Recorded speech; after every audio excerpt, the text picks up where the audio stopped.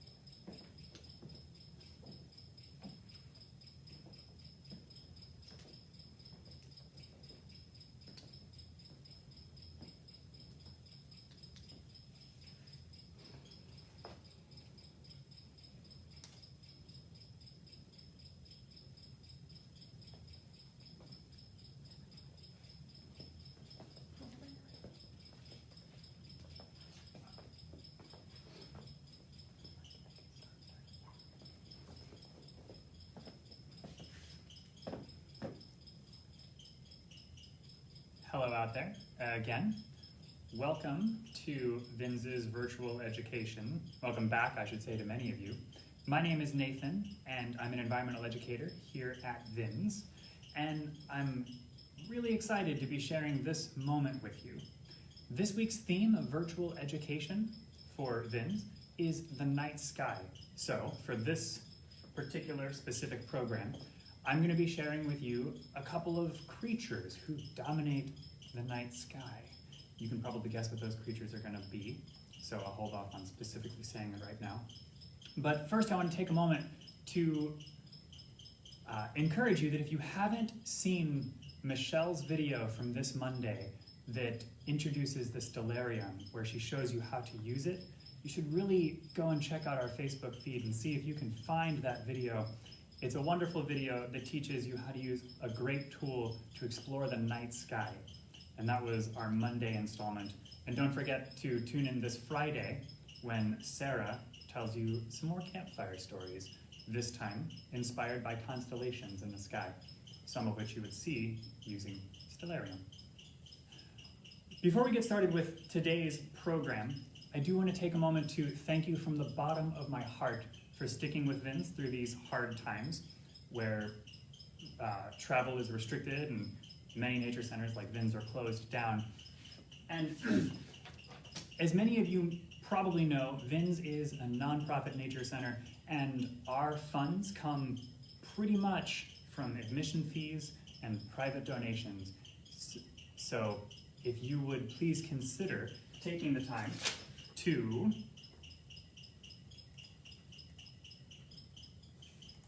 go to our website, and you can donate to Vin's, you can purchase a gift card from our online nature store, or you can participate in our Adopt a Raptor program, which helps us feed, house, and care for the dozens of raptors that we care for.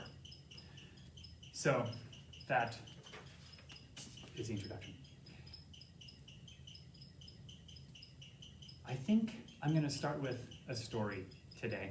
The night sky is full of stars, which for generations people have been looking at in awe and gaining inspiration from. And those stars, they tell stories, or at least humans come up with stories for them. So to kind of lean us into talking about those dominant predators of the night sky, I want to tell you about how one group of people thought maybe they were formed. This is a story from the Iroquois, or Iroquois, if you're more familiar with that word, which is a group of Native American tribes that existed and still exists in the northeastern part of the country. And today I'm going to call the story Owl's Lesson.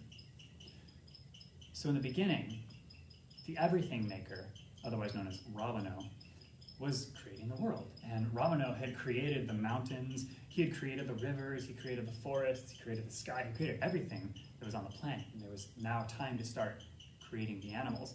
So he did. And he started with all the animals. And he said to the animals, "Tell me what it is exactly that you want to look like," because all the animals were yet unformed. And so all the creatures started telling them what they wanted.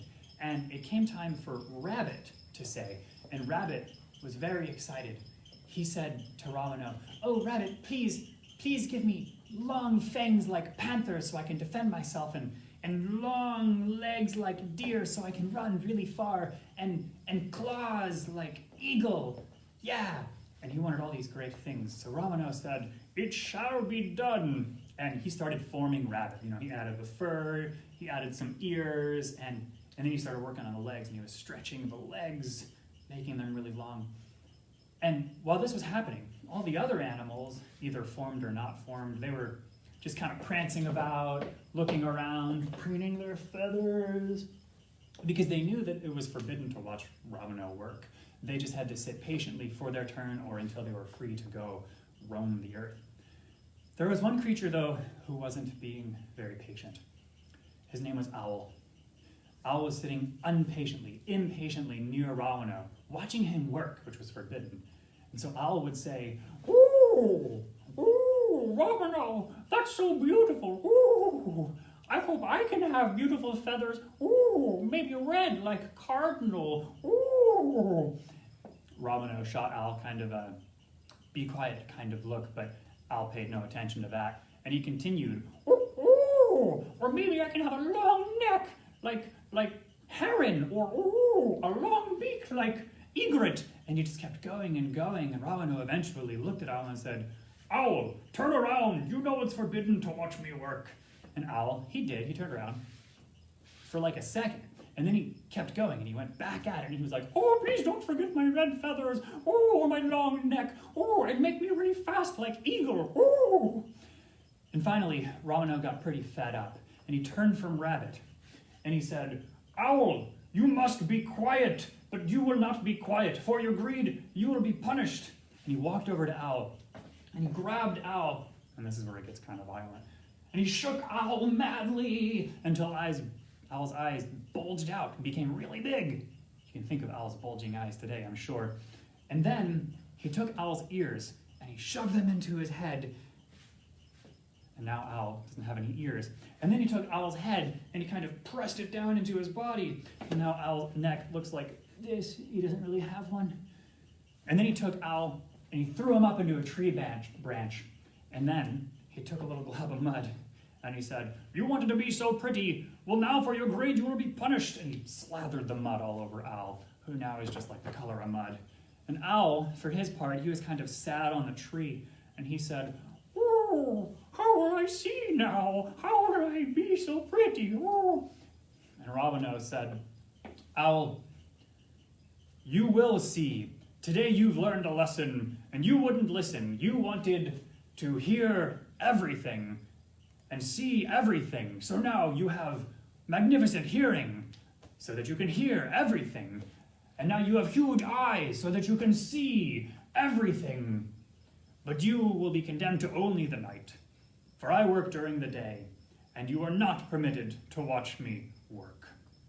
And with that, he left Owl, and he turned back to Rabbit. But Rabbit, out of fear, had scampered off before he was fully finished, and Robino never got to finish his work on him, and that's why Rabbit has only one set of extremely long legs, and not two sets. And for Owl's part, it seems that he did learn his lesson. People today consider owls to be pretty wise, quiet, and patient creatures, so it does appear that he learned his lesson. And that might be the reason owls hunt at night. Of course, despite the reason that owls ever started hunting at night, they are supremely adapted to hunt at night. And to show you, I'm going to go get one owl who some of you may already know and some of you may not, and bring it here for you to meet. I'll be off screen for like 40 seconds. I'll be right back.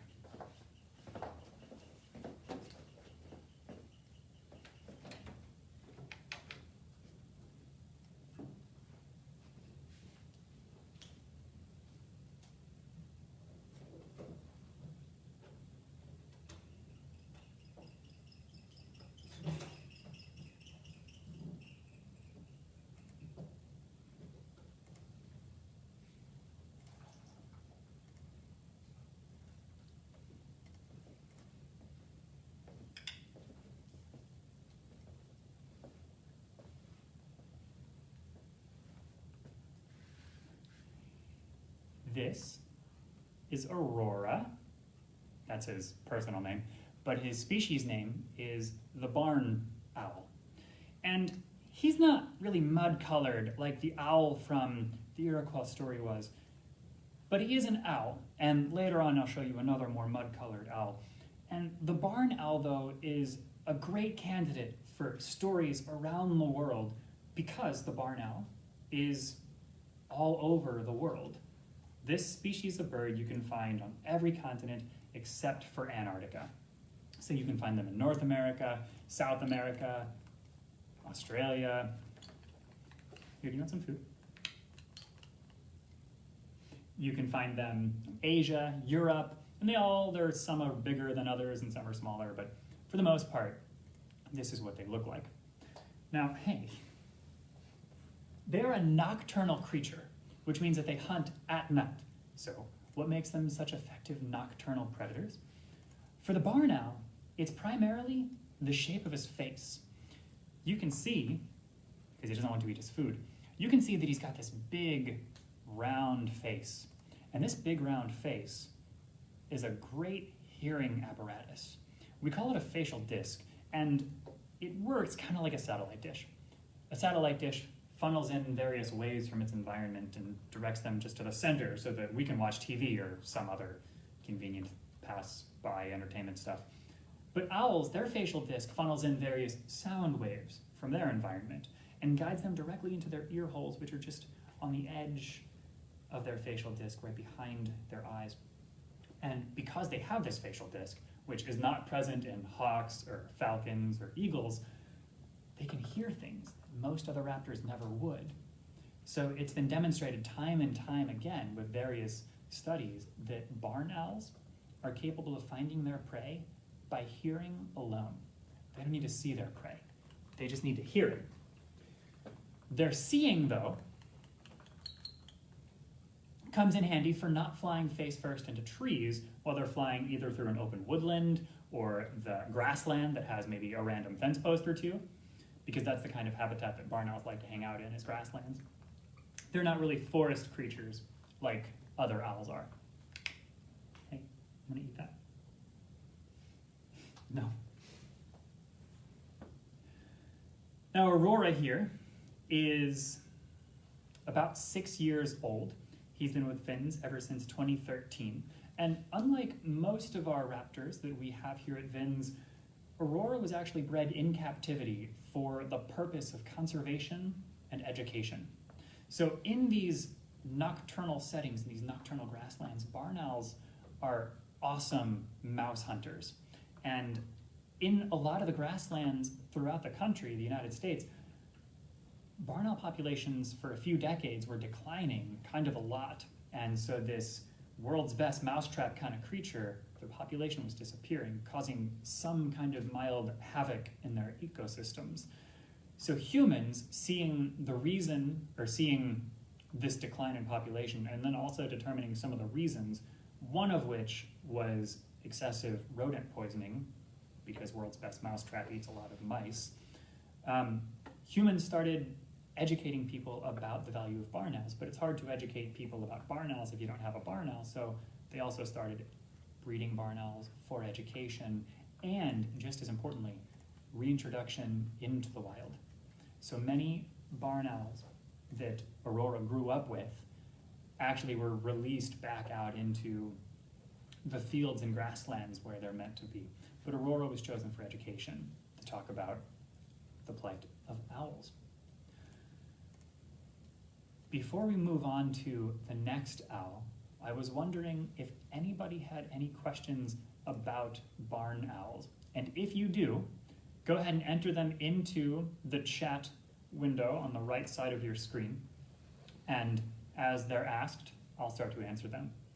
In the meantime, I can just continue to tell you a little bit more about barn owls. So I told you that barn owls are excellent mousers, the world's best mousetrap, one might say. And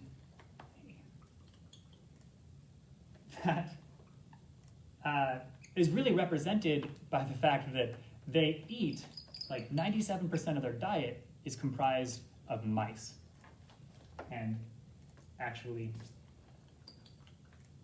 I'm sorry, but it looks like Aurora is having a little bit of a hard time on Glove, and I think it's time for him to go back into the crate.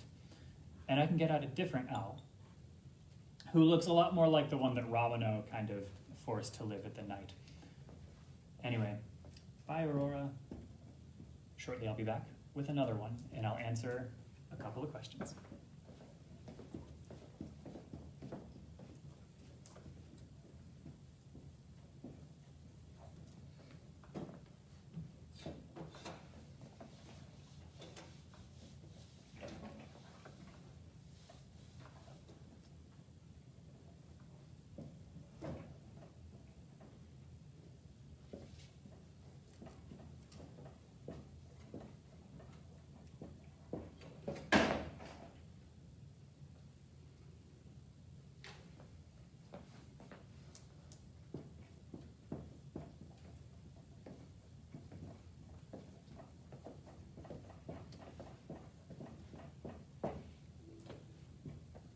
Okay, here's an owl that if you've been tuned into our virtual education resources, you've definitely met before. This is not the first time he's been featured here. His name is Troy, and he's a barred owl. You can see he does look a lot more like he might be covered in mud and designed to live in a forest, and that's exactly where barred owls live. It's worth emphasizing that final letter on the word, barred owl, because he has bars going up and down on his belly. Unlike the barn owl, who you just met, who is named because he likes to roost in barns. So a few questions have come up. Why is he awake during the day? Both of these owls, barred owls and barn owls, are nocturnal. They're awake at night typically, so that's a wonderful question. Why are they awake during the day? Because I woke them up, is pretty much the answer. left to their own devices, they would be kind of catnapping, or owl napping as one might say, in their enclosures that they live in here at Vin's. And they lead a pretty sedentary, like comfortable life. And so I have no qualms with kind of ousting them up to wake up a little bit for these programs. And in the wild, they're not necessarily sleeping a full 8 hours of the day anyway. Rather, they find a tree branch, or in the case of a barn owl, maybe a cliff face or a barn, to roost in, and they doze. And they look up every once in a while, they look around, make sure that things are copacetic and safe, and then they doze, and then they do the same thing. So they don't sleep full 8 hours deep sleep like we do. They're awake much more of the time. And it doesn't hurt his eyes or anything to be out here in this kind of lighting. If I had him in direct sun and he was looking around, that might hurt his eyes, but only for an extended period of time, and that's why we try not to keep them in direct sun, one of the reasons. Another question was, are they common in Vermont? Barn owls are not common in Vermont. The one you just met, barn owls actually used to be common in Vermont back when Vermont was primarily grassland. Originally in like the 1600s and before that, Vermont was entirely forested. But in the 1700s, humans came in and started cutting down a lot of trees. Well, I should say Europeans came in and started cutting down a lot of the trees and making way for like agricultural land, homesteads, and sheep farms primarily. It became most grassland, which actually invited barn owls from closer areas to come and move in. In the early 1900s, sheep farming gave way to forestry as an economy, and Vermont over the last 100 years has really regrown back into forest, and so our barn owl populations don't really exist anymore. There are some people who say that they may have seen some barn owls or heard some barn owls in and around their field, but there's not any photographic evidence that I'm aware of that actually shows that, but it's entirely possible. Just unlikely. The barred owl, though, this guy, actually happens to be the most common owl species in Vermont. So other side of the coin. Barred owls are so ridiculously common that if you take a rock and you throw it at a tree anywhere in Vermont, you're gonna hit a barred owl's home. That's not actually true. They're not that common, but it kind of gets to the point of how common they are.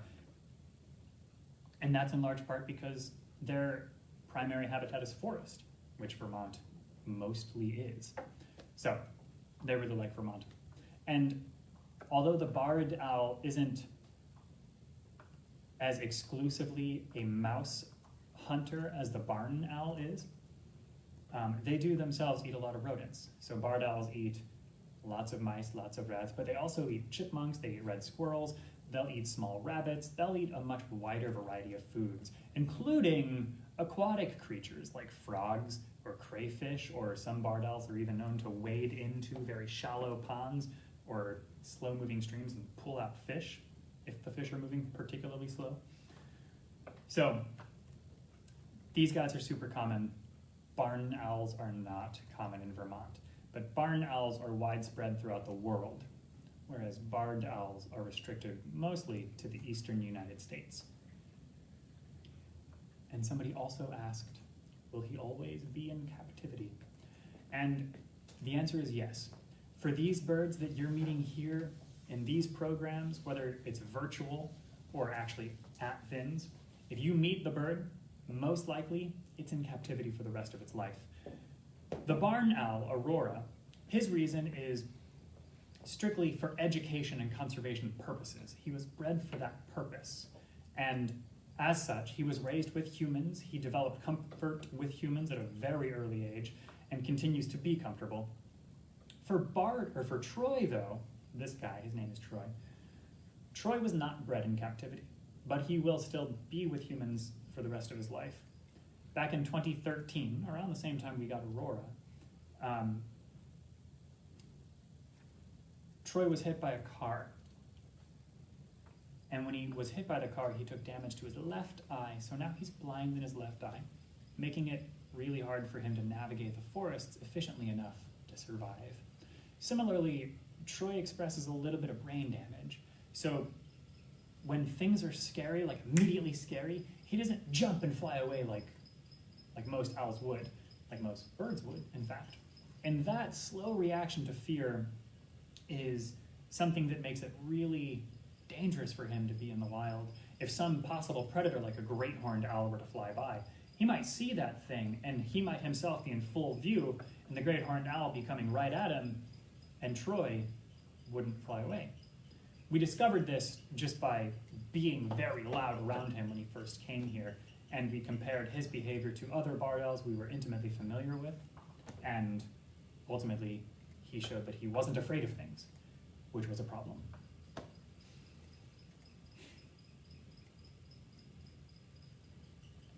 So owls, or at least barred owls, going back to ways that they are well equipped to be nocturnal hunters, the reasons and maybe the ways they hunt at night. I talked about the barn owl's big facial disc to let it hear things really well, and barred owls have that too, as you can see on Troy here.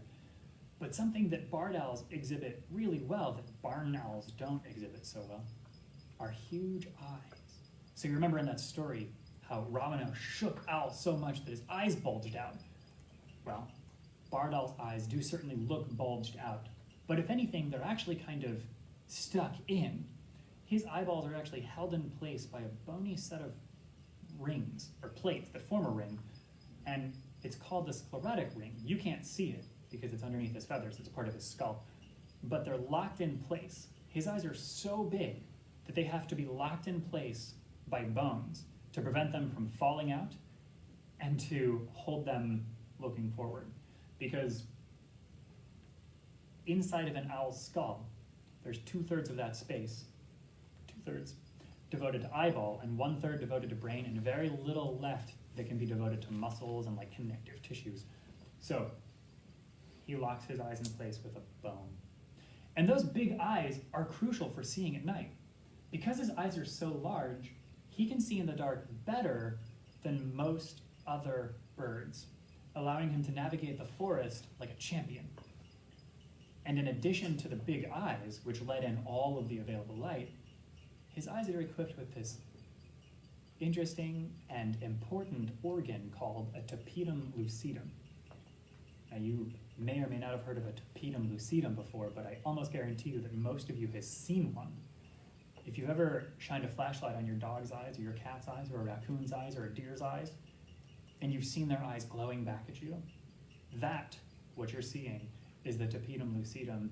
And roughly speaking, it works kind of like a mirror or a set of mirrors in the eyeball. When light enters the eye, the tapetum lucidum catches the light and kind of bounces it around the eye and out and like traps a lot of the light, giving the eyeball more time to absorb the light that entered into it, giving the brain more time to register the image that the light brought with it.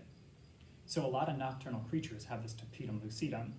Owls are no exception. And then, of course, there's the mud color. Now, owls don't camouflage with the mud, per se. They're not designed to look like globules on the ground. No, owls are designed mostly, in the case of barred owls, to look like trees.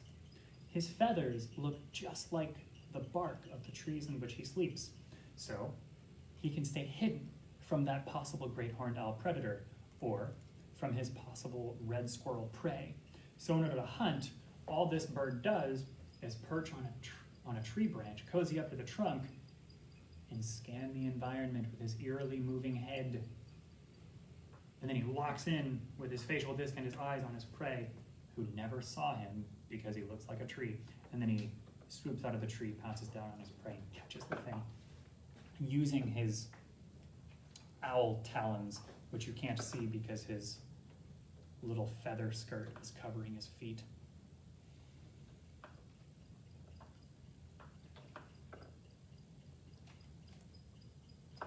And there are so many other interesting facts one can learn about owls, and I'm only one person who can tell you about them. There is this whole Vins Nature Center where you can come and learn more about owls.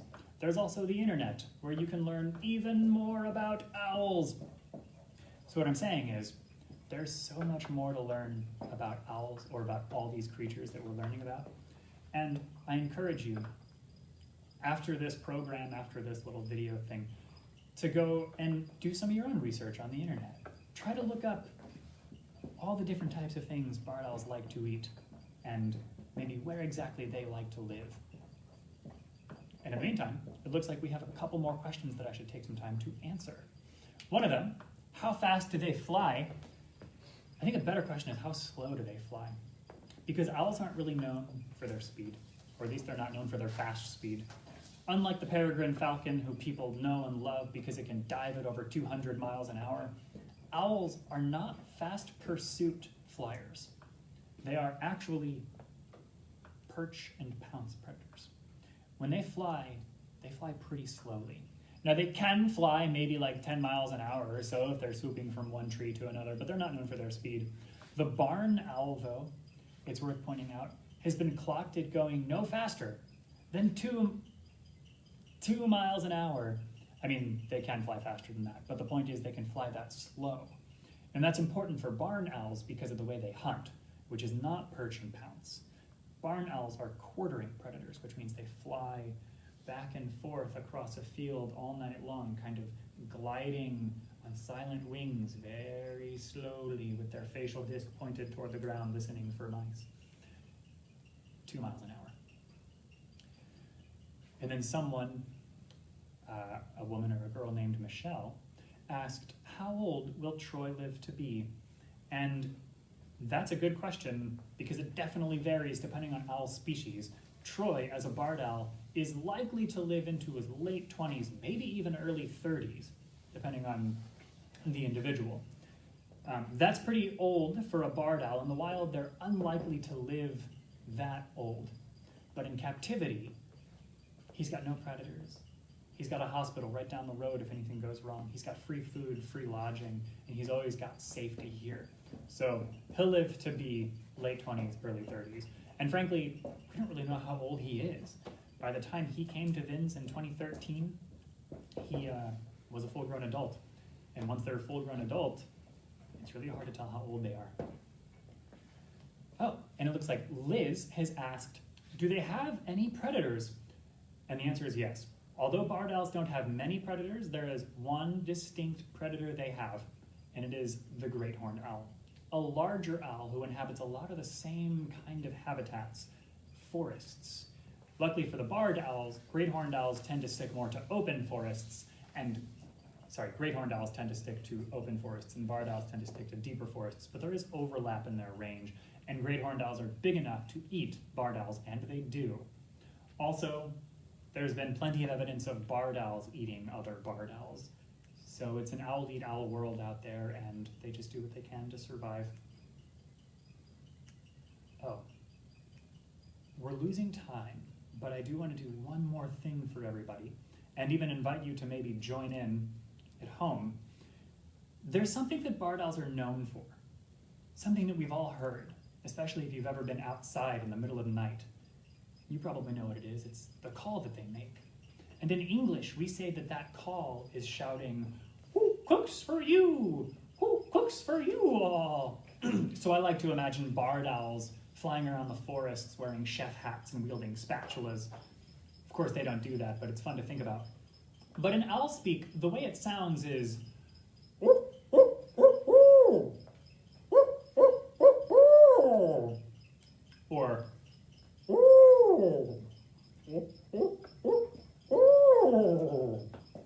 so if you ever hear that call as you're going around the forests or just your backyard at night, go ahead and remember, it's the barred owl. And if you want to brave that sound yourself, go ahead and give it a try and see if the barred owl responds. You might be delighted at what you find.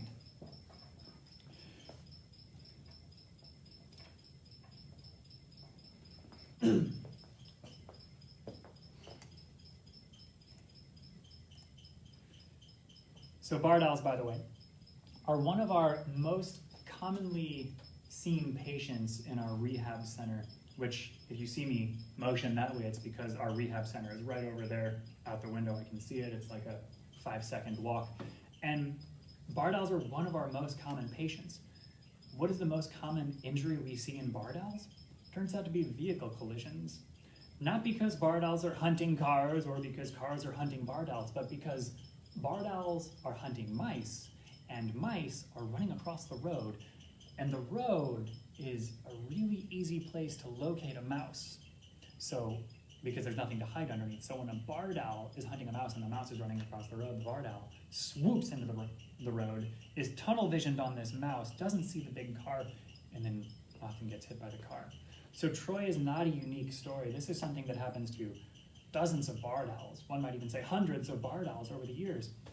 And it's a sad story, but it is a story that at least we humans have some control over. If you're ever driving through the dark Vermont roads, take some time to slow your roll a little bit and keep a vigilant eye out. Maybe you can see a barred owl perched on a power line, or the telephone pole that it's attached to, or even just a tree. And if you happen to see it take flight, really do slow down and make sure that it has plenty of opportunity to avoid your vehicle, because you'd think that they can see those big, huge vehicles, and they can, but if they're chasing a mouse, they're really tunnel visioned, and they're not concerned about the vehicle, they're concerned about their food for the night. So go ahead and give the owls a break if you're ever driving around Vermont slowly in the dark nights. Speaking of our Wildlife Rehabilitation Center, our Wild Bird Rehab Center, earlier I was talking about how VINS and every other nature center is closed right now because we're not allowed to gather in public spaces and have large groups of people. And VINS to the public is closed, but our rehab center is still accepting patients. So in your limited travels as you're wandering around Vermont, if you happen to see any bird, not just owls, who are sick or injured, maybe it's hobbling around, maybe it's hanging from fishing line, or maybe it's just sitting there not moving and you don't know what's wrong, or maybe it hit your window, or maybe it's a baby bird that has fallen on the ground from its nest and its parents aren't nearby. If you find any of these situations or similar ones, you can still give us a call. Our phone number is on our website, it's on our Facebook page. It is 802-359-5000. That's 359-5000. Extension 2212 would get you to our Wild Bird Rehab Center. And you can call us, let us know the situation, and we'll guide you through the proper steps. You can also contact your local game warden. And if you're not from Vermont and you're in a different state, you can contact your own state's Fish and Wildlife Agency, and they'll be able to direct you to any known rehabbers in the area.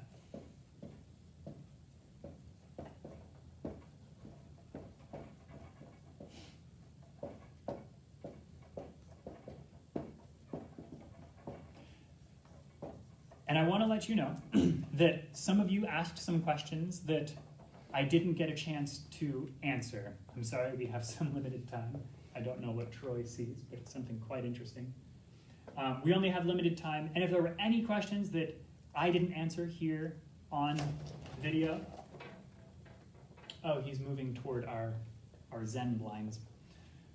If there are any questions that I didn't answer here on video, rest assured, we're going to try to get to those questions on Facebook. So you'll get a typed answer even if I didn't give you a verbal answer. And with that, Troy has just told me that he's way too excited about other things to be sitting here on camera. So I will take my leave of you. Once again, thank you from the bottom of my heart for sticking with us and taking the time to learn more about the natural world. That's why we're here, and I'm glad you can be a part of it. Thank you, and have a wonderful day.